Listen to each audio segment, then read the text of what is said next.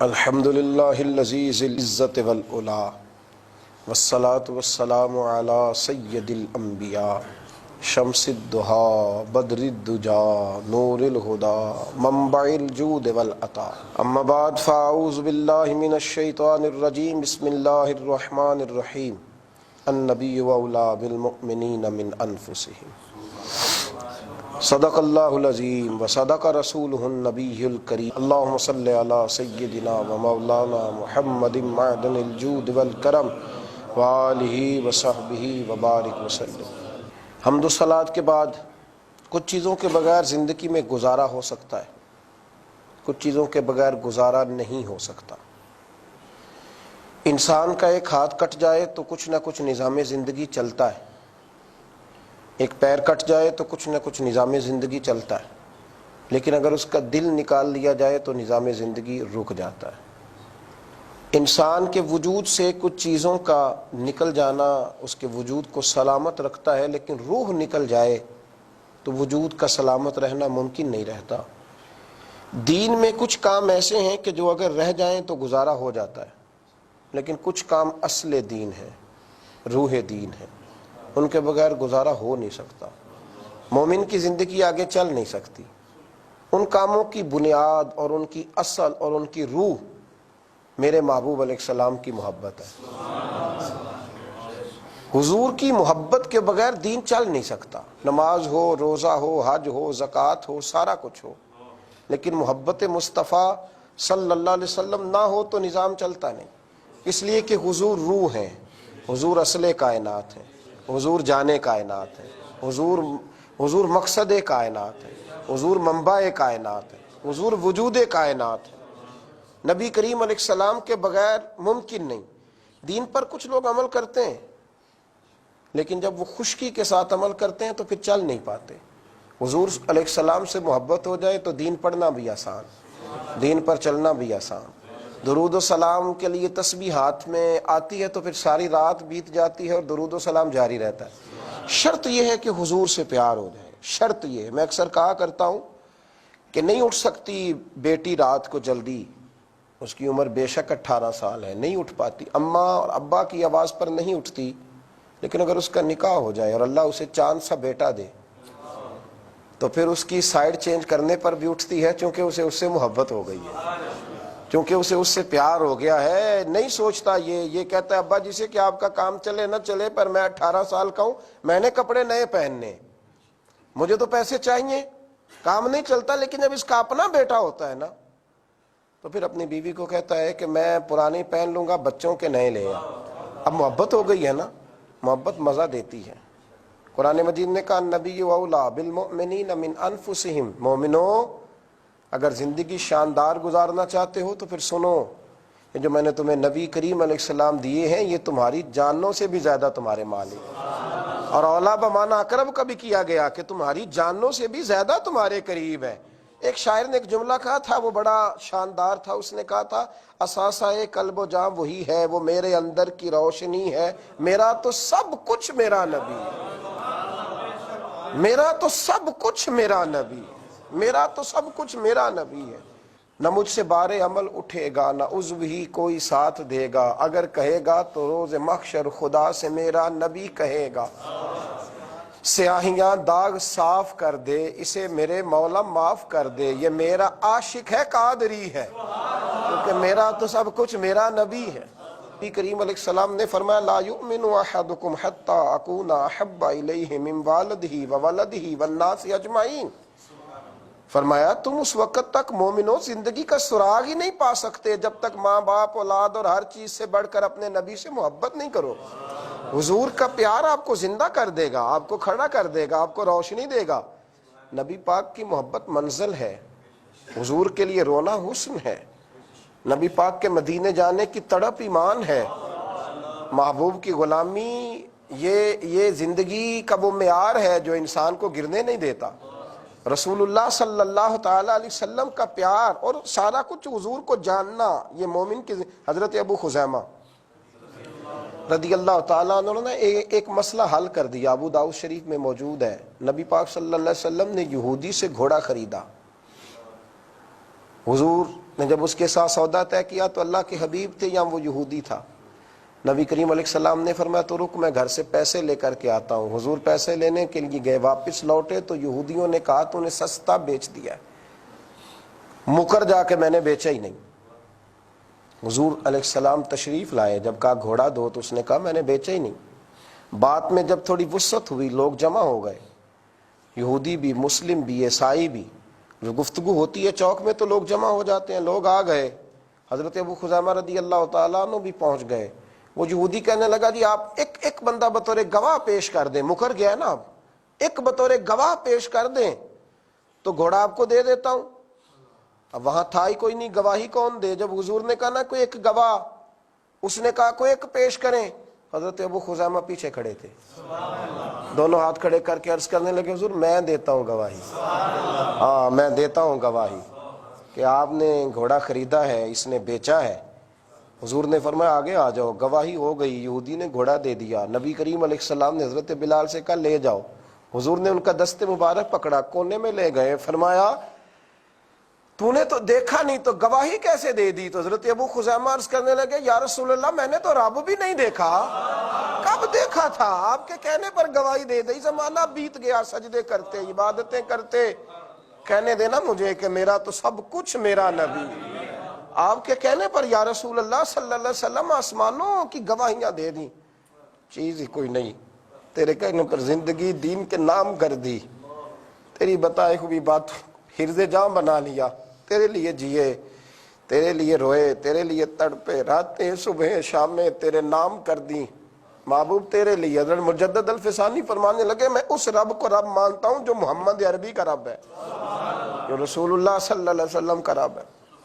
نبی پاک کی جو محبت ہے نا وہ کیفیت ہے، وہ سرور ہے، وہ جینے کا سلیقہ ہے۔ حضور علیہ السلام کے غلام جناب صدیق اکبر کہنے لگے یا رسول اللہ دنیا دیکھی، زمانہ دیکھا، 3 خواہشات ہیں ابو بکر کے سینے میں، دولت نہیں، گھر نہیں، بچوں کا مستقبل نہیں۔ حضور نے فرمایا کون سی؟ عرض کی محبوبہ دل کرتا ہے رب مال دیتا رہے میں تیرے قدموں پہ قربان کرتا رہا۔ حضور دل کرتا ہے میری بیٹی، اللہ کرے آپ سمجھیں، مومن اس بات کو سمجھے، حضور میرا دل کرتا ہے میری بیٹی آپ کے گھر میں نوکری کرے، اور یا رسول اللہ کچھ بھی نہ ہو بس آپ بیٹھے رہیں اور میں دیدار کرتا رہا۔ مومن کی زندگی کا جب یہ معیار بنتا ہے، جب یہاں آ کر کے مومن کھڑا ہوتا ہے۔ یارو عجیب بات میں نے پڑھی، میرے نبی کریم علیہ السلام کے غلام مولا کائنات شیر خدا علی المرتضیٰ، حضور نے فرمایا انت اخی فی الدنیا والآخرہ، علی تو دنیا میں بھی میرا بھائی، آخرت میں بھی میرا بھائی۔ حضرت مولا علی نے دیکھا نبی کریم علیہ السلام کے چہرے پر کمزوری کے آثار ہیں۔ حضرت بلال سے کہنے لگے کیا معمہ ہے، کیا ماجرا ہے؟ جناب بلال کہنے لگے کئی دنوں سے کھایا کچھ نہیں نبی کریم۔ حضرت مولا علی شیر خدا ایک باغ میں پہنچ، باغ کے مالک سے کہا مزدوری مل جائے گی بچوں کے لیے، بینک بیلنس کے لیے؟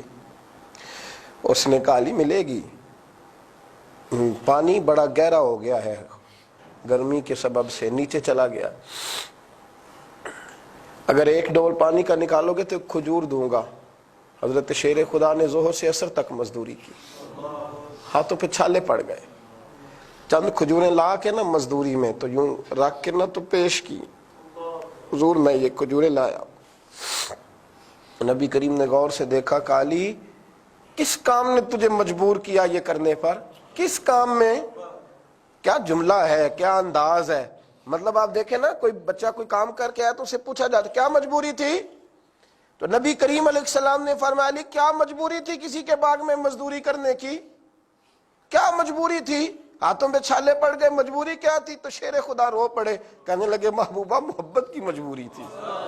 کدھر جائیں، یہ محبت ہے نا، یہ نہیں جینے دیتی، یہ دائیں بائیں نہیں نکلنے دیتی، اس کا اپنا ایک معیار ہے، اس کا اپنا ایک مزاج ہے، اس کی اپنی ایک طبیعت ہے، یہ نہیں آگے۔ حضور محبت کی مجبوری تھی، جب آپ کو دیکھا کہ آپ نے کھانا نہیں کھایا تو میں مجبور ہو گیا تھا، میں مزدوری کر کے لایا ہوں۔ میرے رسول پاک علیہ السلام کے غلاموں، مومن کی زندگی بنتی تب ہے جب وہ مصطفیٰ کریم سے پیار کرتا ہے، جب یہ جذبہ جب بیدار ہوتا ہے تو پھر بڑے بڑے کٹھن سفر چھوٹے محسوس ہوتے ہیں، پھر بڑے بڑے مشکل رستے آسان دکھائی دیتے ہیں، اور یہ جذبہ اتنا تیز ہوا صحابہ میں۔ حضرت فاطمہ بنت قیس رضی اللہ تعالیٰ عنہ بیوہ ہو گئیں، حضور کی غلام ہیں، کنیزہ ہیں، بیوہ ہو گئی ہیں۔ کتنا انسان سوچتا ہے اپنے مستقبل کے بارے میں، بیوہ ہو گئے، رشتے آنے لگے۔ ایک رشتہ حضرت عبد الرحمن ابن عوف جیسے مالدار کا آیا، ایک حضرت اسامہ بن زید جیسے غریب کا آیا۔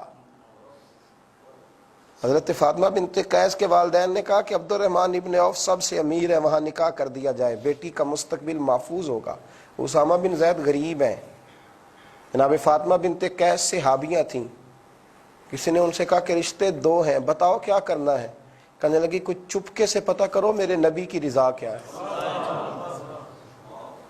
پتہ کرو نا ان کی رضا کیا ہے، وہ کیا چاہتا ہے، ان سے تو کوئی پوچھے۔